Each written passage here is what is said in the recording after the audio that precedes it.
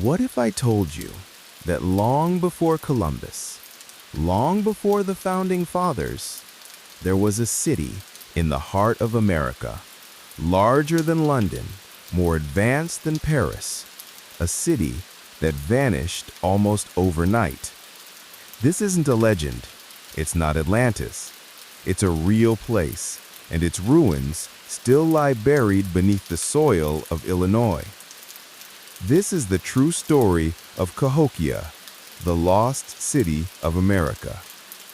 The vanished city beneath the Mississippi, America's forgotten civilization. The city that shouldn't exist. In the early 1800s, when European settlers first began pushing west of the Mississippi River, they stumbled upon something that made no sense at all. Vast earthen mounds, hundreds of them, rose out of the flat prairie land, stretching as far as the eye could see. Farmers thought they were just natural hills. Some believed they were burial mounds of a lost race. Others whispered that giants once lived there. But they were wrong, and yet strangely also right. These were not random piles of earth. They were engineered structures, planned with precision and built by human hands. And at the center of them stood Monk's Mound, a colossal pyramid of earth bigger at its base than the Great Pyramid of Giza in Egypt. Archaeologists would later measure it, 955 feet long, 775 feet wide, and over 100 feet tall. It took more than 22 million cubic feet of soil to build. No metal tools, no beasts of burden, no wheels, just human will. But who built it, and where did they go? In 1811, a man named Henry Brackenridge, a young lawyer and amateur archaeologist, rode out to see the mounds for himself. What he saw left him speechless. He wrote in his journal, "I was struck with astonishment. A stupendous mound, the largest in North America, rose before me. What a powerful people must have inhabited this spot." Brackenridge couldn't have known that he was standing on the remains of a city that once held over 20,000 people at a time when London had about 18,000 and Paris had fewer than 25,000. Cahokia, the city of the sun. Built between 1050 and 1200 CE, centuries before Europeans arrived, this was the largest pre-Columbian city north of Mexico. A place of astronomical observatories, massive temples, and a society so complex it changed everything we thought we knew about early America.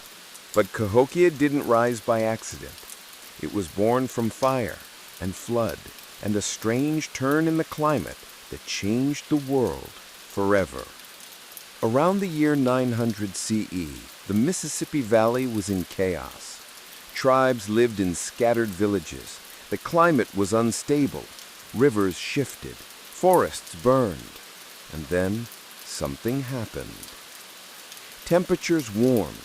Crops flourished. The Mississippi's floodplains became one of the most fertile regions on Earth.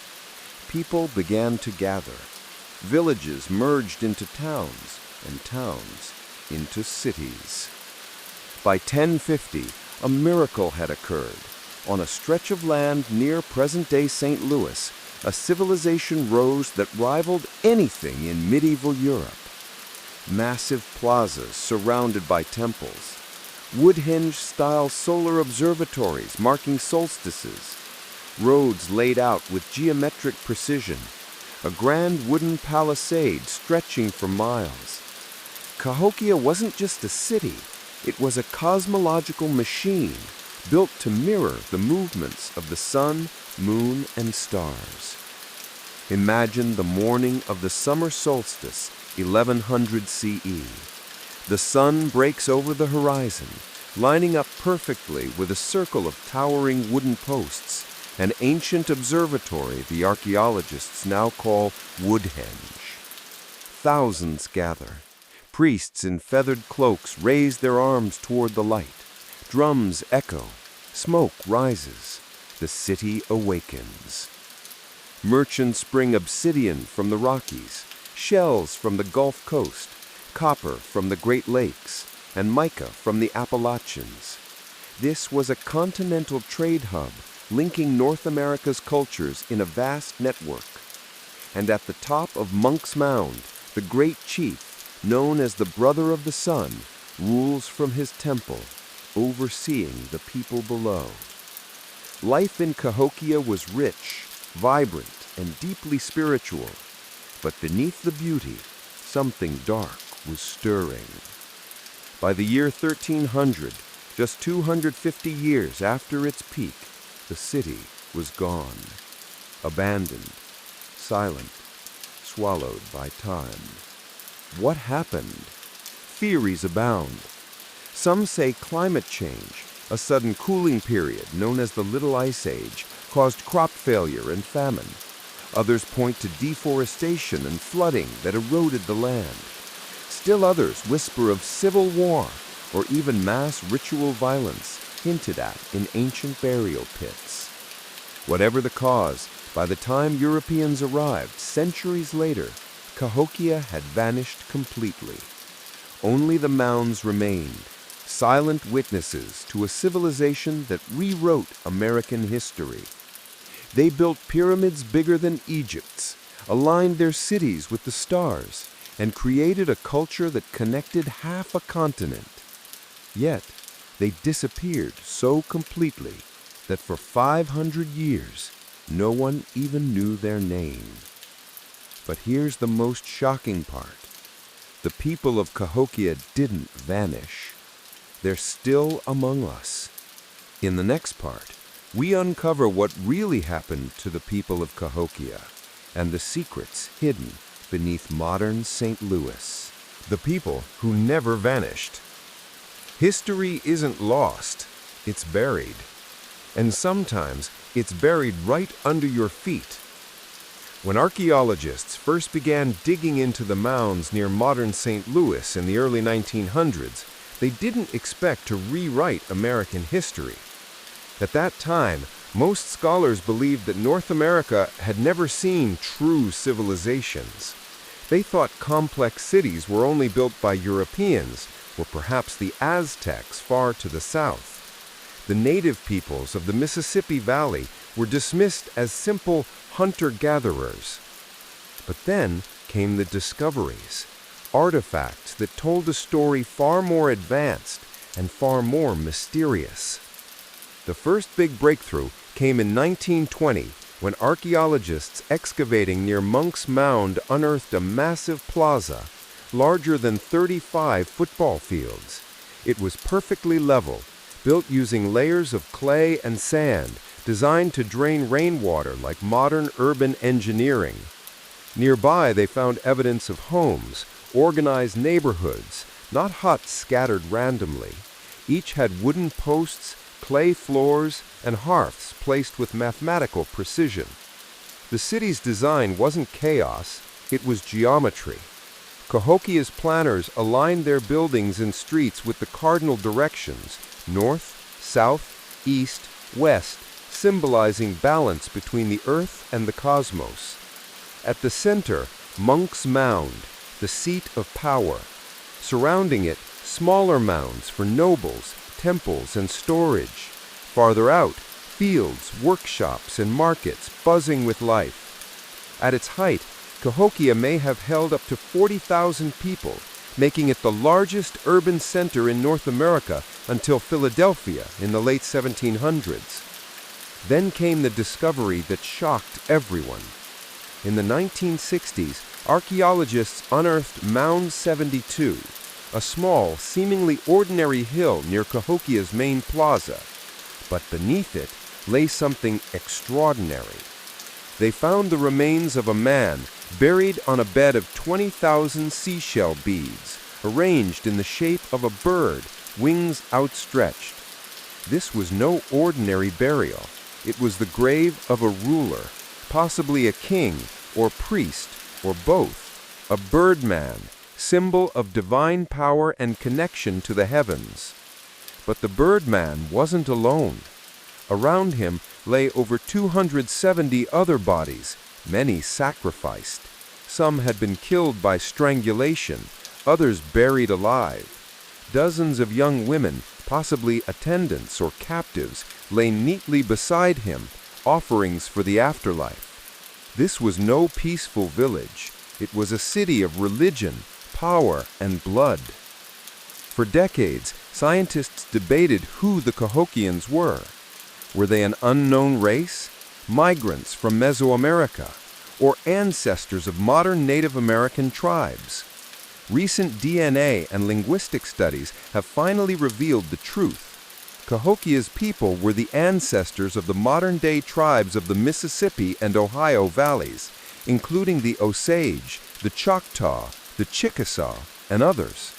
When the city collapsed, they didn't vanish. They scattered. They carried their traditions, their stories, and their gods into new lands, adapting to survive. To the Osage, the ancient mounds are sacred, the work of their ancestors who lived in a time when the earth was still young. But why did this mighty city collapse so suddenly? Clues lie in the soil itself. Sediment cores from around Cahokia show that around the year 1200, massive floods began hitting the region. The same river that had given life to the city now drowned it. At the same time, the forests that surrounded Cahokia had been stripped bare. The people used wood for homes, fires, and massive walls enclosing the city. Without trees, erosion destroyed farmland. Crops failed. Famine spread. And then the Little Ice Age began. Temperatures dropped. Winters grew longer. The once fertile land turned harsh and unpredictable. Civil unrest followed. The great plazas that once echoed with festivals now filled with fear. By 1350, Cahokia's people were gone. For centuries, the world forgot about Cahokia. European settlers plowed over mounds to make farms. Some even built houses and roads right on top of them. By the late 1800s, over 90% of Cahokia's mounds had been destroyed. The great city was nearly erased from memory, until a handful of archaeologists, historians, and local native voices fought to preserve what was left. Finally, in 1982, the site was declared a UNESCO World Heritage Site, recognized as one of the most important archaeological locations in the Americas. Today, you can stand atop Monk's Mound and look across the landscape. If you time it right, on the morning of the summer solstice, you can still see the sun rise in perfect alignment with where the ancient Woodhenge once stood, just as it did 1,000 years ago. But here's where things get even stranger, because Cahokia wasn't the only city. Across the Mississippi River, under the modern streets of St. Louis, Missouri, lay the remains of another network of mounds. So many that in the 1800s, St. Louis was nicknamed Mound City. Most were destroyed as the city expanded, but old maps and records confirm their existence. It means this entire region, from Cahokia to St. Louis to East St. Louis, was once a sprawling urban zone, connected by trade, religion, and astronomy. In other words, the first great American metropolis. For centuries, the truth about Cahokia was buried beneath the soil, ignored, dismissed, or rewritten. But new evidence suggests something even more incredible. Cahokia may not have been alone. Across the continent, from Wisconsin to Georgia, other ancient cities were rising, all built around the same time, sharing the same symbols. Could they have been part of a greater network? In Part 3, The Hidden Empire of the Mound Builders, we trace the web of forgotten civilizations that once stretched across North America and uncover what they left behind. The hidden empire of the mound builders. Before there was a United States, before there was even a name called America, there was a network, invisible now, but once alive, powerful, and connected. We call them the mound builders, but what they really were was something far greater. When Cahokia was at its height around the year 1100 CE, it wasn't alone. All across the land that would one day become the United States, hundreds of other mound complexes existed, stretching from the Great Lakes to the Gulf of Mexico, from the Carolinas to the Great Plains. Each site seemed isolated, a mysterious cluster of earthworks, circles, or pyramids. But when you map them together, something astonishing appears. A vast cultural web, all aligned with rivers, stars, and seasons. Archaeologists call these people the Mississippian culture, but to the native tribes who trace their lineage back to them, they were simply the people of the earth and sky. And Cahokia was their beating heart. Etoa, in what is now Georgia, a city with 6 major mounds, a central plaza, and walls of red clay. Warriors there wore copper masks shaped like falcons, symbols of the sun god. Moundville in Alabama, a city surrounded by 40 earthen pyramids arranged with geometric precision. Archaeologists call it a frozen moment in time, preserved almost perfectly when it was suddenly abandoned around 1500 CE. And Spiro Mounds in Oklahoma, where archaeologists found engraved shell carvings depicting beings with wings, serpents, and celestial patterns. Among the treasures, copper plates so finely crafted that they rivaled the metalwork of Europe at the same time.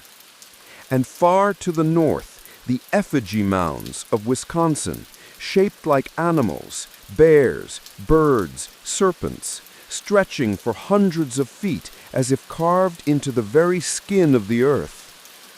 Each city different, each sacred, but all connected by a shared language of symbols: the sun, the bird, the serpent, and the cross in circle, representing the balance of the 4 directions. Modern archaeologists have discovered that many of these mounds were built with astronomical precision.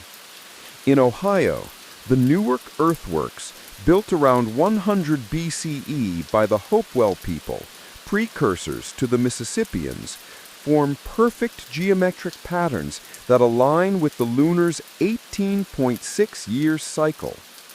That's right. They tracked lunar movements so accurately that even today, NASA uses the same measurements to predict eclipses. How did they do it? No telescopes, no written math, just generations of observation, patience, and a cosmic worldview. When European scholars first learned this, they refused to believe it. In the 1800s, many claimed that Native Americans could not have built such monuments. Some even suggested they were made by the lost tribes of Israel or ancient Phoenicians. But those theories weren't science, they were prejudice. Today, the evidence is undeniable. The mound builders were the indigenous ancestors of modern native nations, engineers, astronomers, and city planners long before the Renaissance. Cahokia wasn't just the political capital of this network, it was the spiritual capital. Every mound, every plaza, every post had meaning in the journey between the living and the dead. The Mississippians believed in a 3-tiered universe: the upper world, realm of the sun, stars, and divine beings; the middle world, the earth where humans lived; the lower world, beneath water and soil, home to serpents and spirits. The great river, the Mississippi itself, was seen as a living boundary between these realms. To cross it was to move between worlds. Burials, art, and even the layout of entire cities reflected this cosmic vision. Cahokia's Woodhenge, for example, wasn't just an observatory. It marked the path of the sun god through the heavens, the cycle of death and rebirth. For these people, science and spirituality were one. To measure the stars was to touch the divine. Archaeologists have found obsidian from Wyoming, copper from the Great Lakes, seashells from Florida, and mica from the Appalachian Mountains, all in Cahokia's remains. It means one thing. Trade routes spanned thousands of miles. But trade wasn't just about goods. It carried ideas, religion, symbols, and art styles, creating a shared culture that bound distant cities together. Imagine the Mississippi River 900 years ago, not as a quiet stream, but as a highway of canoes, carrying traders, storytellers, and priests. At its center stood Cahokia, glowing like a torch in the heart of the continent.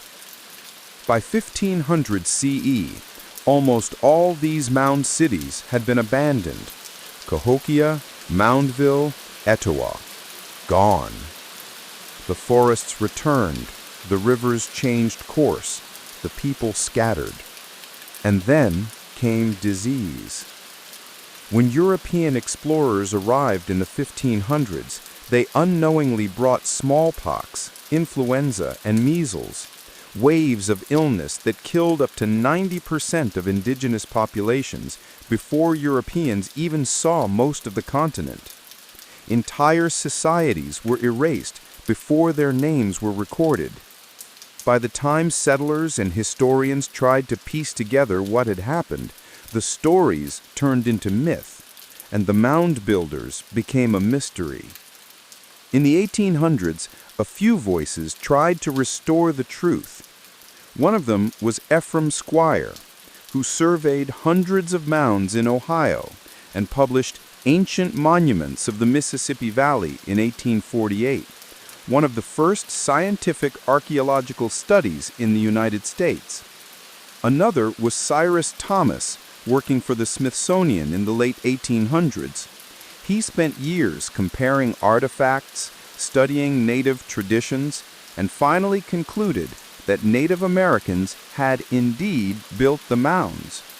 His report was controversial at the time, but he was right. It took almost a century more before mainstream American history began to accept it. Today, Native nations like the Choctaw, Osage, and Natchez carry oral histories that still remember the mound cities, stories of ancestors who lived in the place of the rising sun and who built the mountains of earth to speak to the heavens. Looking at the evidence, some archaeologists now believe that the Mississippian world was not just a collection of cities, it was a loose confederation, an empire in all but name. At its peak, its influence may have stretched from the Great Plains to the Atlantic coast, from the Great Lakes to the Gulf of Mexico. It wasn't a single government. It was a civilization of shared belief, a network bound by trade, faith, and the rhythm of the earth. And yet, despite their achievements, their story was buried under centuries of silence. Until now.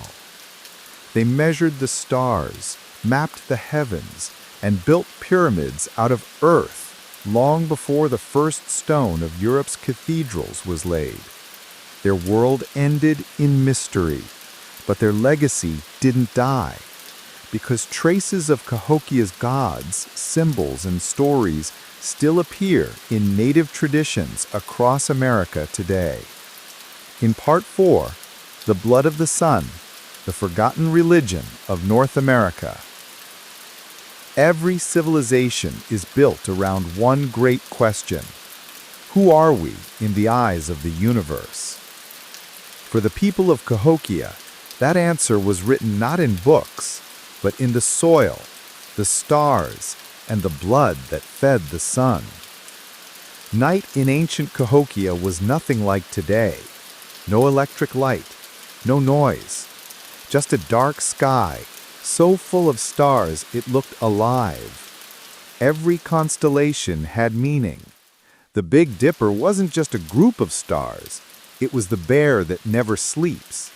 The Milky Way wasn't just a galaxy, it was the path of souls, the road the dead traveled toward the afterlife. Priests, known later by descendants as keepers of the fire, would watch the skies, recording the motions of stars, the solstice sunrises, and lunar eclipses. To them, astronomy wasn't science, it was prophecy. And their greatest god was the sun, giver of life, destroyer of darkness. Archaeologists call it the Southeastern Ceremonial Complex, a shared system of religious symbols and rituals that stretched from Cahokia to Georgia and beyond. Its core was a single belief. The universe was a living being, layered, balanced, and interconnected. The upper world, home of the sun, thunderers, and celestial beings. The middle world, the earth, where humans struggled to maintain harmony. The lower world, a watery realm of chaos, serpents, and shadow. Each had power. Each demanded respect. And balance between them was maintained through ceremony, through offerings, dance, and sometimes sacrifice. The most powerful symbol in Cahokian religion was the birdman, half human, half hawk. He appears in carvings, copper plates, and engraved shells from Alabama to Oklahoma, always with wings outstretched, holding weapons or ceremonial bundles. He was a warrior, but also a bridge between the worlds, flying from earth to the heavens, carrying messages to the gods. Some believe the birdman was a deity, a solar hero representing light's victory over darkness. Others think he was a divine title, given to real rulers or priests who embodied that role. When the birdman burial was discovered in Cahokia's Mound 72, it seemed to confirm both. A man buried as a god among hundreds of sacrificed attendants, his grave shaped like a giant bird taking flight. In the religion of the mound builders, blood was sacred, the essence of life. It nourished the sun, renewed the earth, and ensured cosmic balance. Ceremonial plazas were stages for renewal festivals, gatherings where music, fire, and dance united thousands in celebration of the earth's fertility and the sun's power. But not all rituals were peaceful. Some involved human sacrifice, particularly at times of crisis or celestial transitions, such as solstices or eclipses. To the Cahokians, this wasn't cruelty, it was duty. To feed the gods was to feed the world, to keep the cycle turning. When Spanish explorers later encountered the Natchez people in the 1600s, direct descendants of the Mississippian culture, they recorded similar rituals honoring the Sun Chief, a living god who ruled by divine right. When he died, some of his servants were buried with him to serve him in the afterlife, echoes of the old Cahokian ways.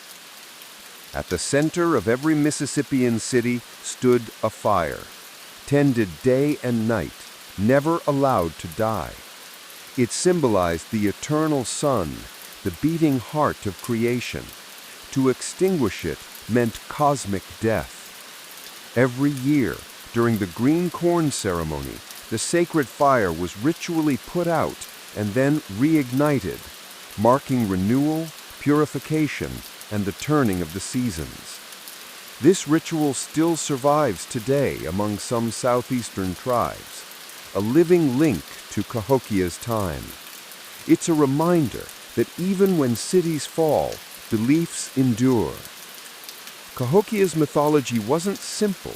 It was layered, full of contrasts like the land itself. On one side stood the Thunderers, great bird-like beings who lived in the upper world and controlled storms and rain.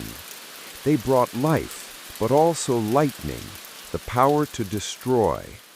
Opposing them were the underwater serpents, spirits of the lower world, associated with floods, chaos, and death. Together, they represented duality, order and chaos, creation and destruction, forever struggling yet dependent on each other.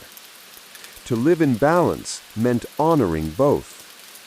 Hundreds of miles away, in southern Ohio, lies one of the most mysterious monuments in North America, the Great Serpent Mound.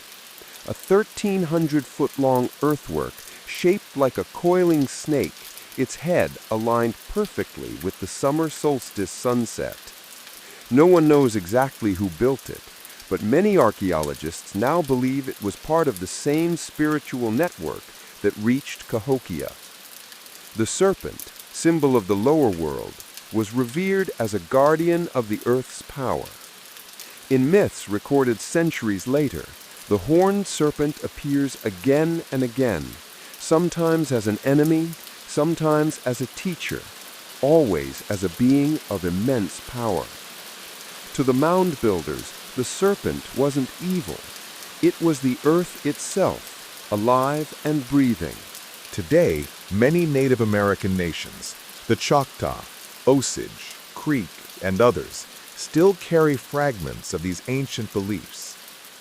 Stories of the Sun Father, the Great Serpent, and the Thunderbirds are still told in ceremonies and songs. When elders speak of the fire in the east or the path of souls across the night sky, they are repeating words that once echoed in Cahokia's plazas 1,000 years ago. The religion never truly died, it just changed its face. And deep within those stories lies something universal. The idea that humanity exists not above nature, but within it.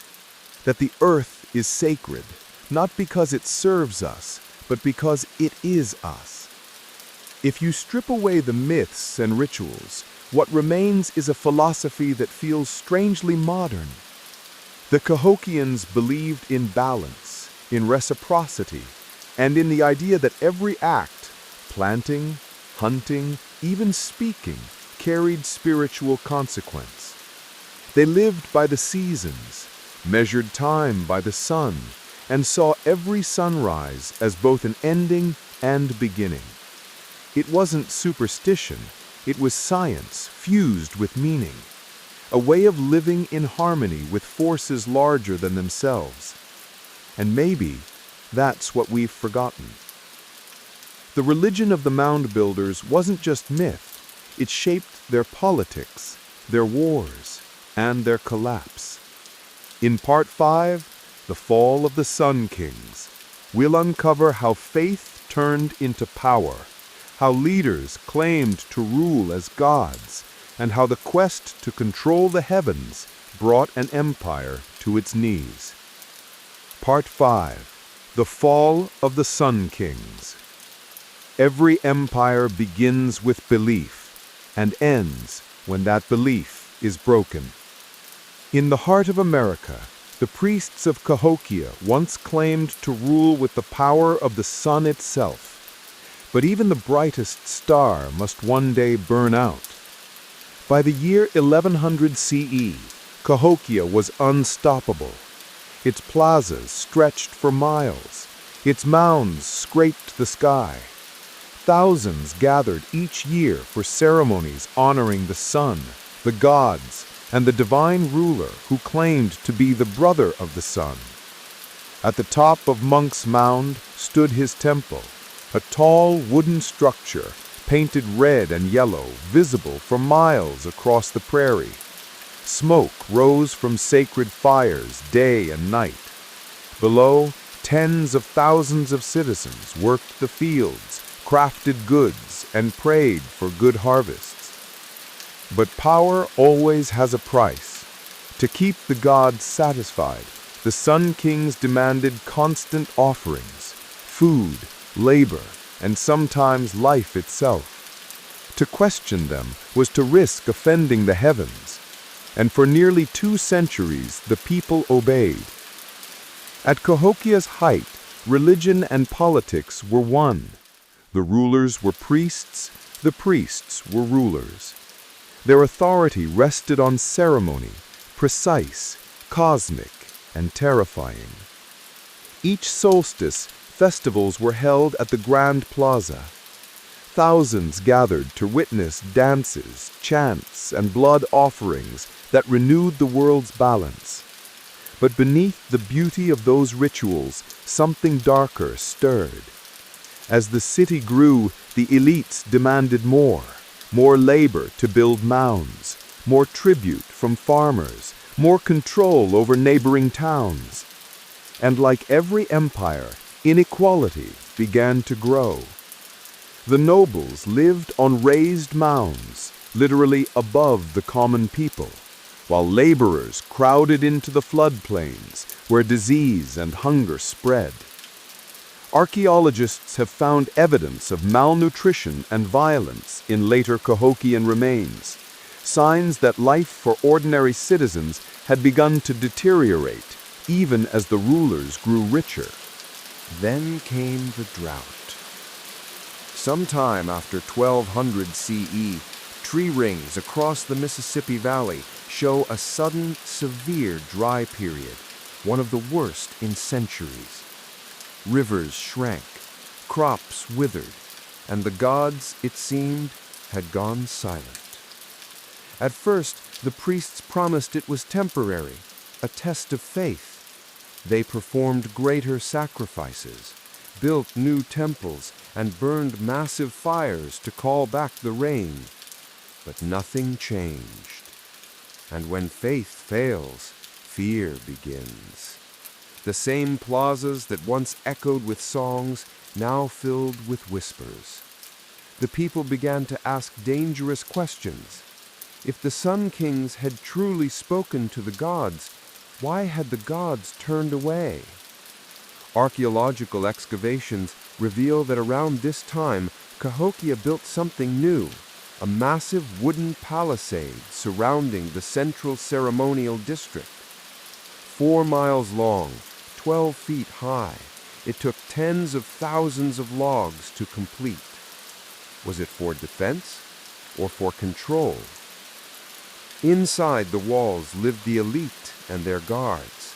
Outside were the farmers, workers, and commoners, the people who fed the city but were no longer welcome in its sacred core.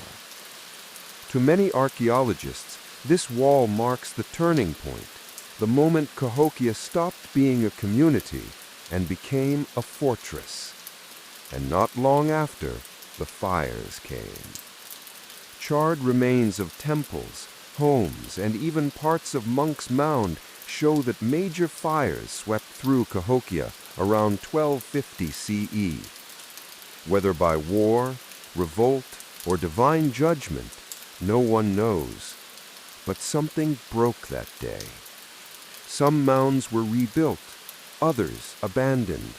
The Woodhenge Observatory, once aligned to the rising sun, was reconstructed at least 5 times, as if the priests were trying desperately to restore the lost connection with the heavens. Each time, they failed.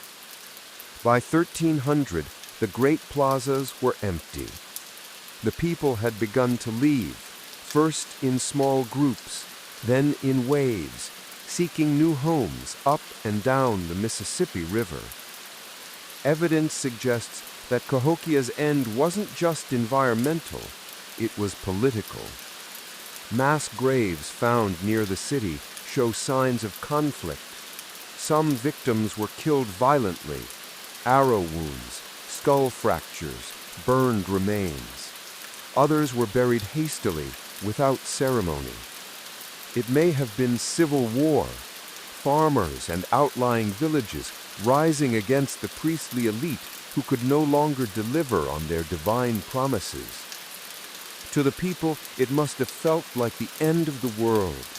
The Sun Kings had failed. The old order had collapsed, and the gods themselves had gone silent. As Cahokia fell, Survivors fled along the Mississippi's tributaries, north, south, and east. They carried with them their stories, their symbols, their sacred fire. Some settled in the Arkansas River Valley, becoming the ancestors of the Osage and Quapaw.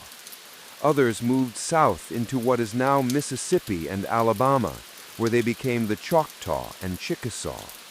Some went east to the lands of the Creek and Natchez. Everywhere they went, they built small mounds, held corn festivals, and honored the sun. Fragments of a memory that refused to die. Cahokia, the city of the sun, had fallen, but its spirit lived on in 1,000 fires across the continent. For centuries, the land where Cahokia once stood lay empty. Grass reclaimed the plazas. Trees grew atop the mounds. The river shifted, erasing the traces of canals and causeways.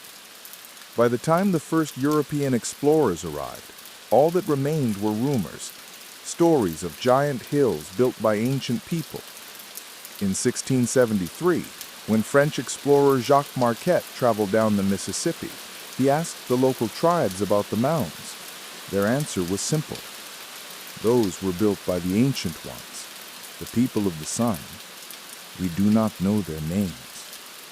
The silence of Cahokia had begun. In the end, the fall of Cahokia wasn't a single disaster. It was a chain reaction. Climate change, deforestation, war, greed, and above all, the loss of faith, the invisible thread that held their world together. The Sun Kings had built their power on cosmic harmony. When that harmony broke, their civilization unraveled. It's a pattern repeated through history. Egypt, Rome, the Maya, and now Cahokia. Empires that rose in the name of the gods and fell when they tried to become gods themselves. Cahokia's fall marked the end of America's first great city, but not the end of its story. Because centuries later, settlers would rediscover the mounds and try to rewrite the past. In Part 6, The Great American Amnesia, we'll uncover how early America erased its first civilization and how the truth finally fought its way back to the surface. Part 6, The Great American Amnesia. History isn't just what happened, it's what we choose to remember and what we choose to forget. When the settlers came, they didn't just plow the land, they buried a civilization for the second time. By the early 1800s, the American frontier was pushing west. New towns were rising along the Mississippi River, and the first European settlers began to see strange shapes across the fields. Enormous earthen hills, perfectly round or pyramid-shaped, scattered for miles. Farmers called them Indian mounds, but no one seemed to know who had built them. When plows struck arrowheads, pottery shards, or human bones, they tossed the remains aside. The past was simply an obstacle to progress. And yet, some wondered, how could savages, as the settlers called them, have built monuments rivaling those of Egypt? The question would haunt the new nation for more than a century. In 1839, a writer named Josiah Priest published American Antiquities, claiming the mounds were proof of a lost white race that had once ruled North America. He called them the civilized people before the Indians. His book sold thousands of copies. Politicians and preachers quoted it to justify expansion, saying the land had already belonged to a vanished people. So taking it wasn't theft, it was restoration. And so, a lie became national comfort. Throughout the 1800s, amateurs and fortune seekers dug into mounds by the thousands, looking for treasure or proof of biblical myths. They found copper tools, carved shells, jewelry, and skeletons, and usually sold them or kept them as curiosities. In St. Louis, the Great Big Mound, once the pride of the region, was demolished in 1869 to make way for a railroad. Trains rolled over the bones of the city's first citizens. By 1900, nearly 90% of all mounds east of the Mississippi had been destroyed. An entire chapter of human history was erased before anyone truly studied it. But not everyone believed the myth. In the 1840s, two quiet men from Ohio, Ephraim Squire and Edwin Davis, began mapping every mound and earthwork they could find. They measured, drew, and cataloged with obsessive care. Their 1848 book, Ancient Monuments of the Mississippi Valley, stunned the world, proving that the mounds followed geometric, astronomical, and mathematical design. They didn't claim to know the builders' names, but their work made one thing undeniable. Whoever they were scientists, architects, and thinkers. America's forgotten engineers. Later, in 1894, Cyrus Thomas of the Smithsonian issued a massive report. After decades of excavation and comparison, he concluded the truth at last. The mound-building peoples were none other than the ancestors of existing tribes of Indians. It was a quiet statement, but it shattered 2 centuries of prejudice. Yet even after Thomas's proof, the myth of a lost white race refused to die. Popular magazines and school books kept repeating it well into the early 1900s. It was easier, after all, to believe in a vanished civilization than to face what had been taken from the living ones. Native voices who tried to speak were ignored. Osage and Choctaw elders said, "Those were our ancestors. The mounds are our altars." But America wasn't listening. The same country that admired the pyramids of Egypt couldn't yet admit that its own soil held monuments just as grand, built not by strangers, but by the people it was still trying to erase. Slowly, quietly, a new generation of scientists began to rebuild what greed and denial had destroyed. Excavations at Cahokia in the 1920s and 30s revealed a planned city, streets, plazas, stockades, workshops, and even evidence of social hierarchy and long-distance trade. The findings were revolutionary and uncomfortable. Because if America's first civilization was indigenous, it meant the continent's story didn't begin with Columbus. It began 1,000 years earlier. By mid-century, universities finally began teaching the Mississippian period as a legitimate epoch of North American history. Cahokia was no longer myth, it was evidence. In 1964, construction crews building a highway in East St. Louis uncovered a cemetery of more than 300 ancient graves, proof that the city once sprawled far beyond its known bounds. Public outrage stopped the bulldozers, and archaeologists rushed in to save what they could. 18 years later, in 1982, UNESCO declared Cahokia a World Heritage Site, placing it alongside the pyramids of Giza, the Great Wall, and Machu Picchu. At last, the world acknowledged what America had tried to forget. But for the descendants of the builders, this recognition was bittersweet. Their ancestors had been denied, their sacred places destroyed, their history rewritten, and now only ruins remained. Today, native scholars and archaeologists work side by side at Cahokia, not to dig up bones, but to restore meaning. They use ground-penetrating radar instead of shovels, computer models instead of picks. The goal is not just discovery, but respect.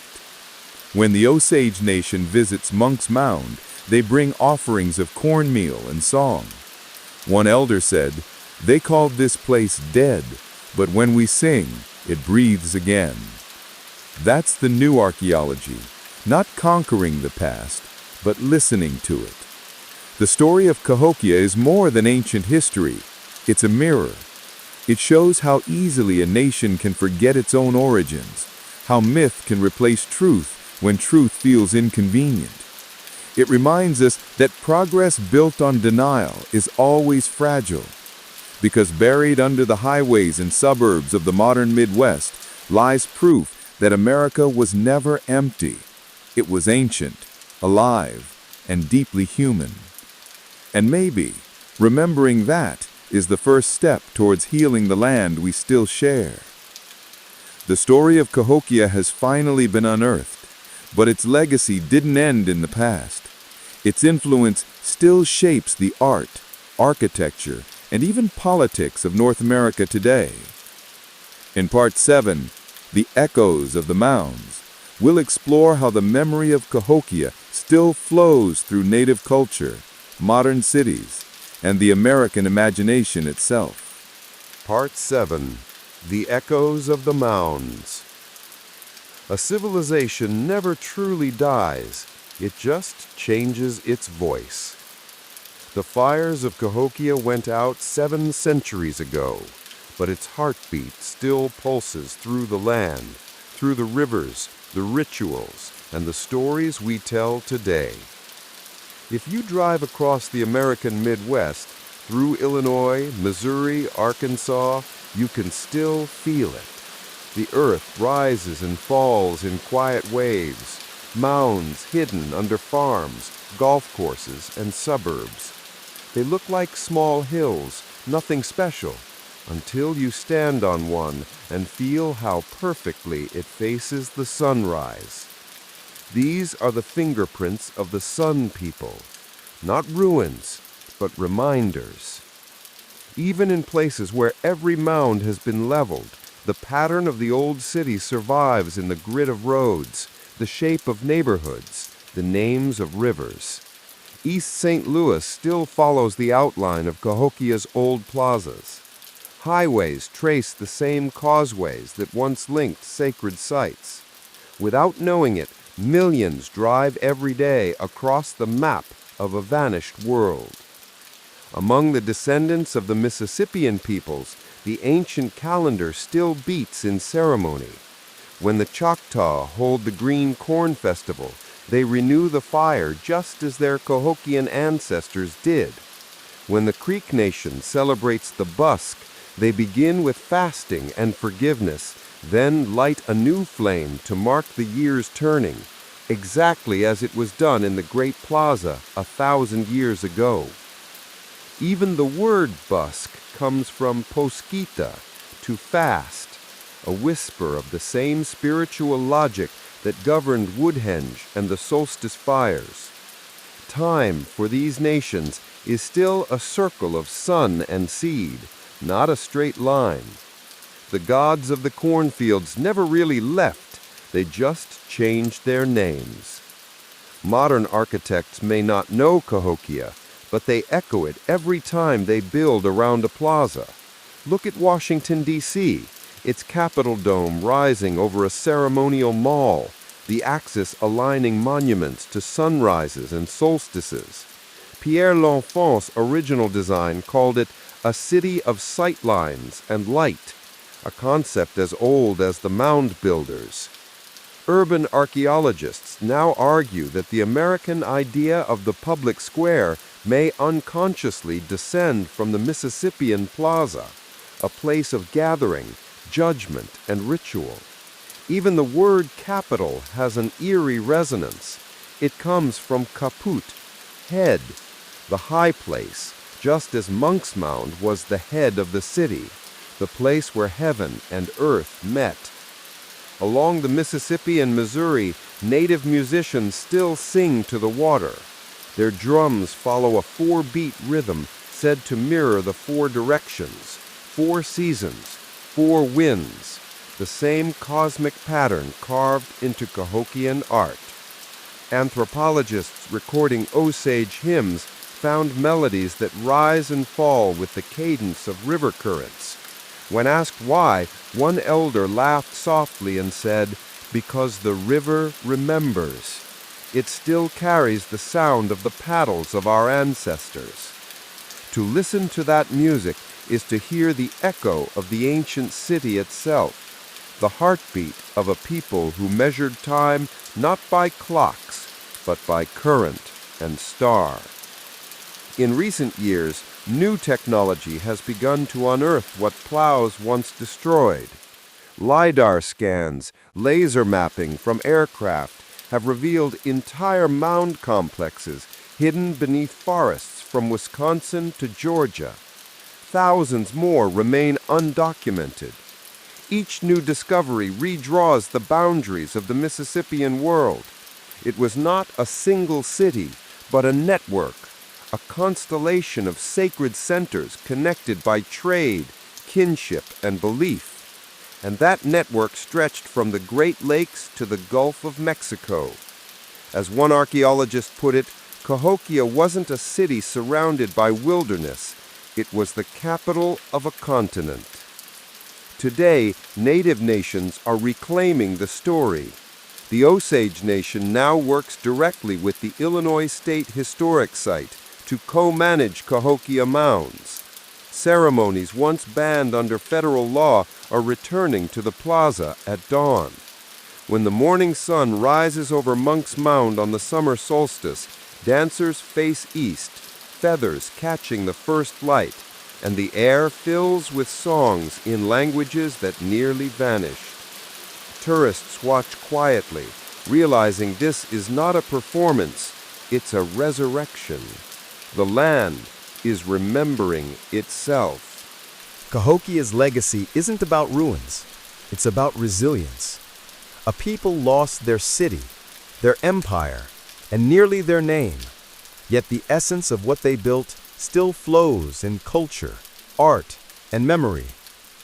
The mound is not just a monument, it's a metaphor for the human spirit. Even when flattened, it rises again. And for modern America, the echo asks a question. If this continent was once home to cities older and wiser than we imagined, what might we still become if we listen to the ground beneath our feet? The echoes still speak, but one mystery remains. Where did the people go? Their cities fell silent, but their bloodlines continued, interwoven through centuries of migration, trade, and survival. In Part 8, The Children of the Sun, will follow the descendants of Cahokia across the rivers of time, through the rise of the southeastern tribes, the arrival of Europeans, and the struggle to keep the fire alive in a changing world. The air smelled of smoke and river clay. From the top of Monk's Mound, a young woman named Taya looked east, where the sun should have risen in splendor. Instead, the sky was the color of ash. Below her, families loaded woven baskets onto dugout canoes. Clay pots clinked against stone axes. Children clutched small effigies of the sunbird for protection. An old priest, robes singed from the temple fire, spoke softly to Taya. "The gods are leaving this place," he said. "We must follow them." Taya touched the soil beneath her bare feet. It was still warm from centuries of sacred fires. "And if they don't want to be followed?" The priest smiled, weary and knowing. "Then we keep the fire anyway." Behind them, the city of Cahokia, America's first metropolis, lay wounded, but not yet dead. Its mounds still cast long shadows, but its people were already becoming something new. For weeks, the refugees drifted south along the Mississippi, paddling through corridors of willows. Nights they camped on sandbars. Days they followed the current past crumbling temples and silent villages. At dusk one evening, drums echoed from the western bank. Scouts returned breathless. "People there are cousins from the river towns. They build fires to guide us." When the two groups met, songs rose that hadn't been sung since the drought. They traded stories of hunger and hope. They promised to rebuild. By the time they reached the confluence with the Arkansas River, the migrants had become a nation without walls, hundreds of families bound by memory alone. They called themselves Nukska, the keepers of the fire. Generations passed. The Nuxka settled in the wooded hills and fertile valleys of what would one day be Arkansas and Oklahoma. They raised smaller mounds, not the towering pyramids of Cahokia, but gentle rises crowned with cedar poles and shell beads. Children played around the new plazas, learning the names of the four winds. At midsummer, the people still faced east, chanting the ancient refrain, "The sun is our elder, we are his younger children." Centuries later, explorers would meet their descendants, the Osage, Quapaw, Kansa, and Ponca, and marvel at their ceremonies of light and fire, never realizing they were watching fragments of Cahokia reborn. Other refugees traveled further, paddling through the bayous of the lower Mississippi. They settled where the land turned to cypress and the air smelled of salt. Here, the people became the ancestors of the Natchez and the Choctaw, nations who still built platform mounds and crowned their leaders with the title Great Sun. In the Natchez Chronicles, written by French missionaries centuries later, the echoes are unmistakable. A sacred ruler dwelling atop a mound, nobles and commoners arranged by cosmic order, rituals at solstice, offerings of corn and fire. Cahokia's blueprint lived on, disguised by time and tongue. Spring, 1541. The Spanish explorer Hernando de Soto led his armored men across the same valley once ruled by the Sun Kings. They found towns of timber and clay, plazas laid out to the four directions, and leaders who greeted them with ritual gifts. The conquistadors saw only savages, yet their chroniclers described temples built on mounds and priests who watched the stars. De Soto's invasion unleashed disease and fire across the continent. Within decades, entire villages emptied. The children of the sun vanished again, not from drought this time, but from plague. Still, in secret, families kept the old stories of a shining city beside a mighty river where the people spoke to the sky. 3 centuries later, deep in the Ozark foothills, an Osage storyteller named Watase told her grandchildren the tale of the first fire. She described a city where the sun touched the ground and a queen who climbed a mountain of earth to speak to him. The children asked where that city was. Watase pointed north. Under the grass, the earth remembers even when we forget. The story survived through her line.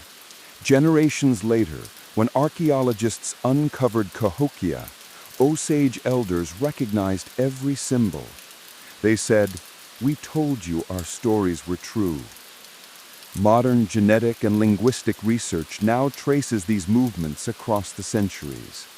DNA links the Osage, Quapaw, and other Higa Siouan peoples to the ancient Mississippi Valley. Their words for sun, earth, and fire share roots with vocabulary found on engraved shells from Cahokia. Science, at last, caught up to memory. What the textbooks once called tribal migration was really survival. A 1,000-mile exodus carrying the ember of civilization through war, flood, and colonization. Taya's descendants walk among us still. They build cities not of clay, but of steel. Yet every sunrise they witness is the same one she followed down the river. Each time a drum beats in 4 strokes, each time a community gathers in a circle to vote, to dance, or to pray to the rising light, a fragment of Cahokia lives again. The children of the sun never disappeared. They became the heartbeat of the continent itself. Empires rise, fall, and fade into legend. But what happens when legend meets the modern world?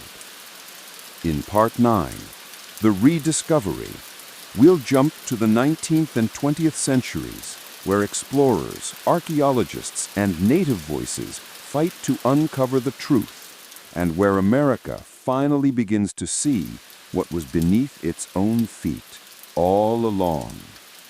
Part 9. The Rediscovery. Sometimes history does not whisper. Sometimes it lies in plain sight, waiting for someone to listen. Spring, 1838. A young surveyor named Ephraim Squire trudged through the forests of southern Ohio, his boots sinking into wet clay. All around him the land rolled in strange shapes. Circular mounds, long ridges curling like snakes, massive pyramids of earth. He stopped and ran his hands over one mound. "Who could have done this?" he muttered. Nearby, locals shrugged. To them, the mounds were just old Indian hills. No one knew their true creators, or if they did, the knowledge had faded with generations of displacement. Squire and his colleague Edwin Davis released Ancient Monuments of the Mississippi Valley. The book was extraordinary. Meticulous drawings of hundreds of mounds, diagrams of geometric alignments, maps of the earthworks, and descriptions of ceremonial sites. Scholars were stunned. How could Native Americans, whom we have long considered simple hunters, build such complex structures? The public had a harder time believing it. Many still clung to the myth of a lost race, a mysterious people who vanished before history. Squire and Davis insisted the builders were indeed indigenous, but prejudice ran deep. Decades later, in 1886, the Smithsonian Institution sent Cyrus Thomas to study the mound builders systematically. He spent years traveling across the Midwest, cataloging artifacts and skeletal remains. Copper plates, engraved shells, tools, ceremonial objects, each told the same story. These were not the works of strangers, but of the ancestors of contemporary native nations. Thomas's final report, published in 1894, concluded the mound-building peoples were in every respect the ancestors of existing Indian tribes of the Mississippi Valley. It was a scientific revolution and a quiet victory for truth. Yet even as scholars documented the past, destruction continued. In St. Louis, the largest mounds were leveled to make room for railroads, houses, and roads. In Ohio, plows cut through sacred earthworks. In Illinois, treasure hunters dug into mounds hoping for gold or silver. The irony was bitter. Americans celebrated the ingenuity of Cahokia while simultaneously obliterating its monuments. By the early 20th century, a small group of archaeologists and historians began to push for preservation. They lobbied states to protect Cahokia and other major mound sites. One man, Warren K. Moorhead, fought tirelessly to photograph, measure, and save mounds across the Midwest, even as developers tried to bulldoze them. Quote, "We are not merely uncovering artifacts. We are uncovering a people, a civilization, and a history that must not be forgotten." Unquote.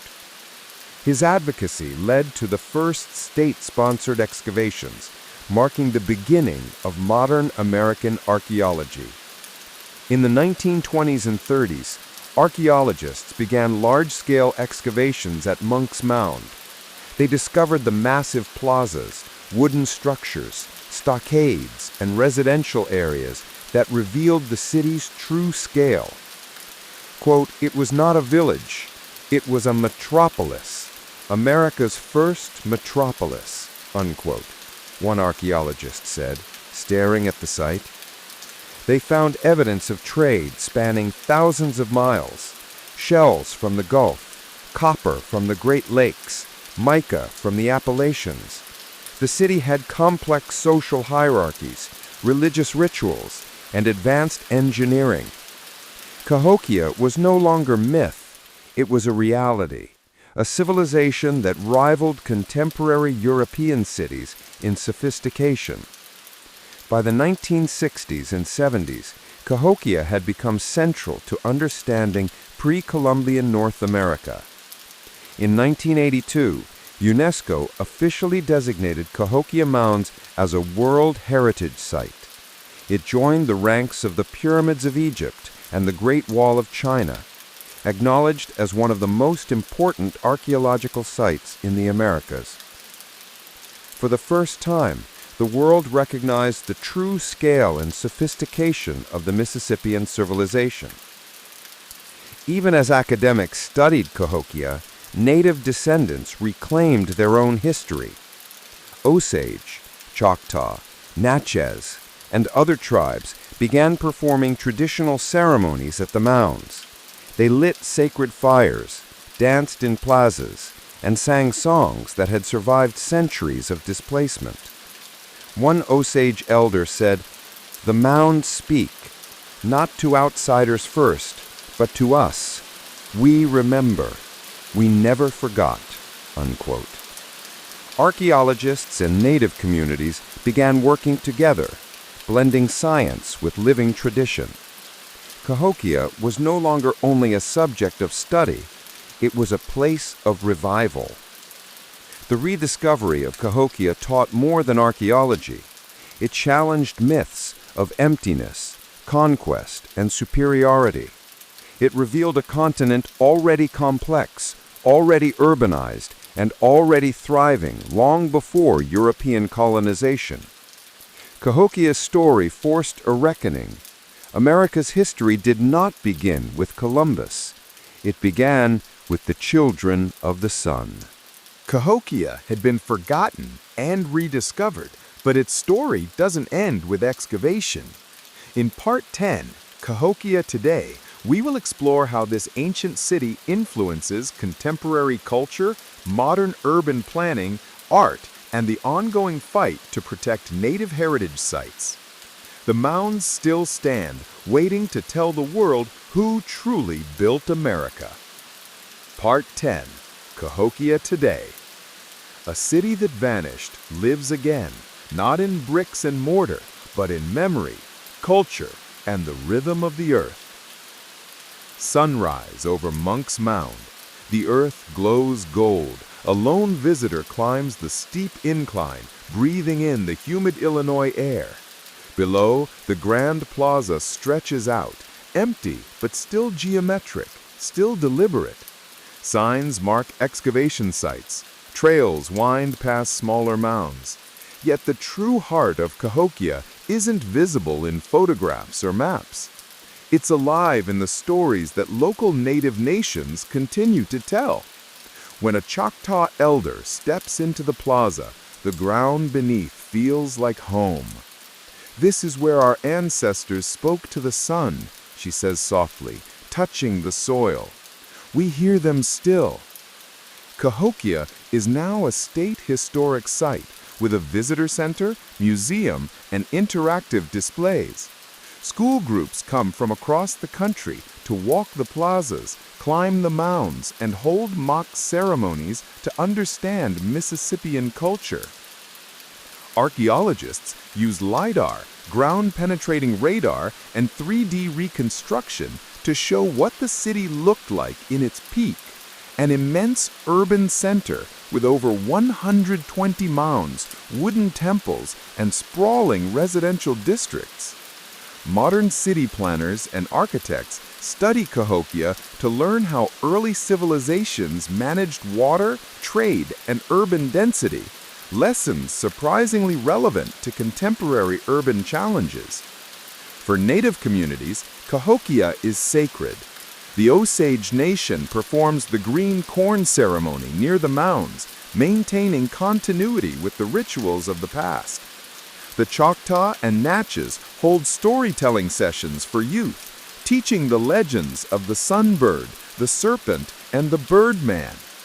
Craftspeople recreate Mississippian-style pottery, shell engravings, and ceremonial regalia, blending ancient techniques with modern artistic expression. One Osage historian explains, "Cahokia is not just history, it is identity. It teaches us who we were, who we are, and who we can be." Recent discoveries have reshaped our understanding of Cahokia.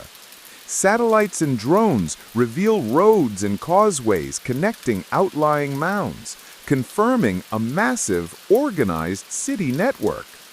Excavations uncover remains of thousands of people, showing complex social stratification, trade, and religion. Chemical analysis of soils reveals agriculture so advanced it could sustain tens of thousands of inhabitants. Technology has turned what was once a silent city into a dynamic story of human ingenuity, survival, and adaptation. Beyond science, Cahokia has entered American culture. Artists depict Cahokian ceremonies in murals, films, and digital media. Writers and historians incorporated story into books and documentaries, challenging conventional narratives about pre-Columbian North America. The city inspires conversations about indigenous heritage, urban planning, and environmental stewardship. It is no longer a footnote. Cahokia is central to understanding America's past and its continuing story. Despite recognition, Cahokia faces threats. Urban expansion, agriculture, and climate change risk damaging mounds. Looting and unauthorized excavations continue in some areas. Funding for preservation is always limited. Yet native communities, archaeologists, and local governments work together, ensuring that Cahokia remains protected, not just as a site, but as a living memory. Walking the mounds today, one can feel the layers of time. The sweat of laborers shaping the earth, the chants of priests marking the sun's path, the laughter of children carrying baskets of corn. Cahokia may no longer be a metropolis of 20,000, but its heartbeat continues in the descendants of its people, the soil, and the sky it once revered. Cahokia teaches us that civilization is not measured only by buildings or armies, but by knowledge, adaptation, and connection to the environment. It reminds us that the first urban center in North America was indigenous, and that native nations have always been builders, thinkers, and visionaries. The city may have fallen centuries ago, but its story, its art, rituals, and wisdom shapes the present. The children of the sun are still here. They carry the fire, the memory, and the earth itself. The past is alive in the present. In Part 11, Legends and Lessons, we will explore how Cahokia's stories and symbols continue to inspire art, education, and cultural identity today, and how the children of the sun influence modern America in ways you might never realize. Part 11. Legends and Lessons. A city may vanish, but its story travels like wind, through art, ritual, and memory. Art that speaks. In galleries across the Midwest, contemporary artists draw inspiration from Cahokia. Copper plates, effigy carvings, and shell designs from Mississippian culture are recreated in paintings, jewelry, and installations. Digital artists reconstruct the city in 3D, allowing viewers to walk through plazas and mounds as they appeared 1,000 years ago.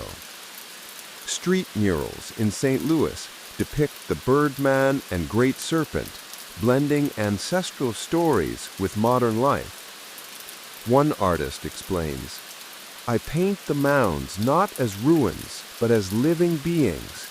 They remind us that the earth carries memory and that culture never truly dies." Cahokia is central to educational programs teaching indigenous history. Schools hold field trips to the site, blending hands-on archaeology with storytelling. students learn about solar alignments, mound construction, and trade networks, discovering the sophistication of early North American civilization. Summer camps allow native youth to practice traditional ceremonies from green corn festivals to storytelling, connecting them to their heritage. Teachers note that students often come away amazed that urban civilization existed in America long before Europeans arrived. The story of Cahokia appears in books, documentaries, and podcasts. Historians narrate the rise and fall of the Sun Kings, bringing the city to life for modern audiences. Podcasts explore the daily life of its citizens, the complexity of its religion, and the mystery of its collapse. Children's books retell Cahokia's legends, the sunbird, the serpent, the birdman, making the ancient city accessible to a new generation. One historian said, "Cahokia is no longer hidden in textbooks. Its story resonates because it shows ingenuity, resilience, and the human desire to connect with the cosmos." For Native Americans, Cahokia is not just history, it is living memory. The Osage, Choctaw, and Natchez continue ceremonies rooted in Mississippian practice. Sacred fires are lit, songs are sung, and mounds are honored as sacred sites. Tribal historians teach younger generations the symbolism behind the mounds, the alignment of Woodhenge, and the birdman, ensuring the wisdom of the ancestors is never lost. One Choctaw elder said, "Cahokia is proof that our people were always builders, thinkers, and dreamers. We carry that fire in our hearts." Cahokia's impact reaches beyond culture. It informs modern urban planning. Plazas, ceremonial spaces, and causeways inspired the layouts of new towns in the Midwest. Understanding how Cahokia managed water, floodplains, and trade helps urban planners design sustainable cities today. Researchers study its social structure to explore governance, community networks, and resource distribution. The city that vanished 1,000 years ago still teaches lessons about harmony between humans and their environment. Despite recognition, Cahokia faces ongoing challenges. Urban expansion threatens surrounding mounds. Erosion, weather, and human traffic endanger delicate sites. Looting and artifact theft continue to be a problem. State agencies, archaeologists, and tribal communities work together to protect the site, combining modern technology with traditional knowledge. It is a collaboration between past and present, ensuring that the children of the sun remain visible to the world.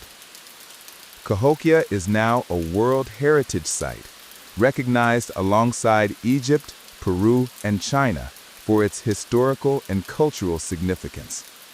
Tourists from around the world visit to walk the mounds, climb Monk's Mound, and see Woodhenge, feeling the precision and intent of a city built long before European contact. The city, once forgotten, is now a beacon of indigenous achievement, resilience, and legacy. From art to education, from ceremonies to urban planning, Cahokia continues to influence modern America. Its alignment with the sun teaches us the importance of astronomy and calendars. Its social structure reminds us that cities need balance between elite leadership and community welfare. Its collapse serves as a warning. Environmental mismanagement, inequality, and loss of faith in governance can unravel even the most advanced civilizations. Cahokia's story is alive, interwoven in landscapes, memory, and human imagination. Standing atop Monk's Mound today, the view stretches across the plains. Rivers, forests, and small towns dot the horizon. You can almost hear the hum of the past, the chants of priests, the laughter of children, the beating of ceremonial drums.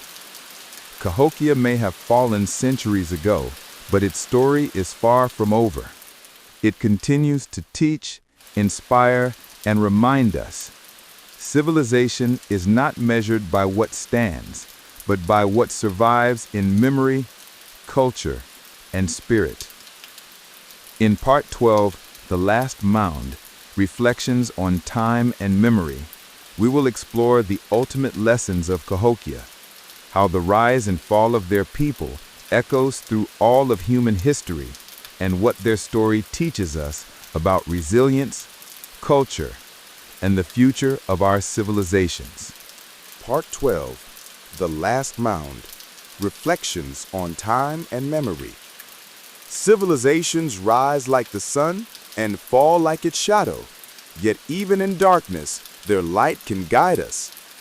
The sun rises over Monk's Mound, spilling gold across the plains. From the summit, you can see the outlines of the city that once was, a city of dreams, of fire, of people who measured the stars, built pyramids of earth, and carved meaning into every plaza.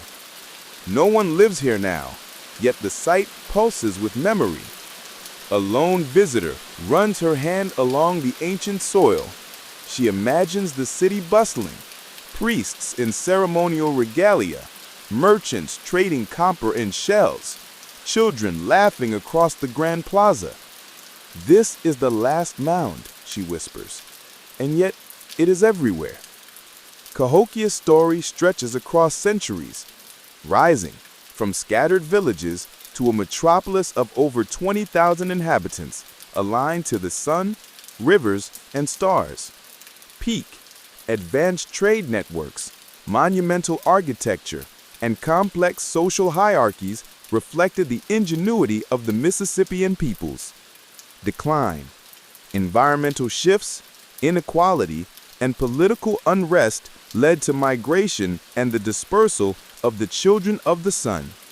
Rediscovery, European settlers misinterpreted or erased the story. Archaeologists and native communities fought to reclaim it. Legacy, education, art, ritual, and technology ensure the city's lessons persist in modern culture. Cahokia is not just history, it is living memory, a bridge connecting ancient ingenuity to contemporary identity. Cahokia teaches modern society lessons that remain vital. Sustainability. Cities must respect the land, water, and resources that sustain life. Social balance. Prosperity without equity invites instability. Cultural continuity. Knowledge and memory are as crucial as stone and wood. Civilization survives through story as much as structure. Every mound, every artifact, every legend is a guidepost for understanding humanity's potential and fragility. Standing on Monk's Mound, you can almost hear the echoes. Footsteps of priests and citizens who walked the plaza centuries ago. The wind carrying the chant of the birdman and the serpent. The river whispering trade, migration, and survival. We were here, it says. We built, we dreamed, we fell, and yet we endure. The mound is a monument, but also a mirror. It reflects what civilization can achieve and what it risks losing when hubris, greed, and environmental neglect take hold. Cahokia may have vanished physically, but its lessons ripple through time. In cities patterned after plazas and grids, in ceremonies honoring the sun, moon, and river, in stories that survive oral and written traditions, in the work of archaeologists, historians, and native communities reclaiming what was nearly forgotten. It is a civilization alive in memory, alive in practice, and alive in the imagination of every American who stands on its soil. At dusk, a fire is lit atop Monk's Mound. Native elders circle it with drums, feathers, and prayers. Children run between the mounds laughing. Tourists watch silently, sensing the weight of history. The fire is small, but it is enough. It is the same fire Taya and her ancestors carried down the Mississippi centuries ago. It is the fire that refuses to die. Civilization may fall, the fire whispers, but memory survives, story survives, spirit survives. Cahokia stands as a testament that humans can build wonders and those wonders can vanish, that people can endure, migrate, and adapt, that culture, memory, and story are more lasting than stone. For those willing to listen, the last mound is not silent. It speaks of resilience, ingenuity, and hope. It reminds us that history is not only what we see, but what we carry forward. Cahokia is gone, and yet it is everywhere. The story of Cahokia, its rise, collapse, rediscovery, and modern legacy spans centuries, continents, and cultures. From the children of the sun to modern native nations, from archaeologists to artists, Cahokia's echoes remind us that the past is never truly lost. It is in the soil, the song, the sun, and the story. It is in us.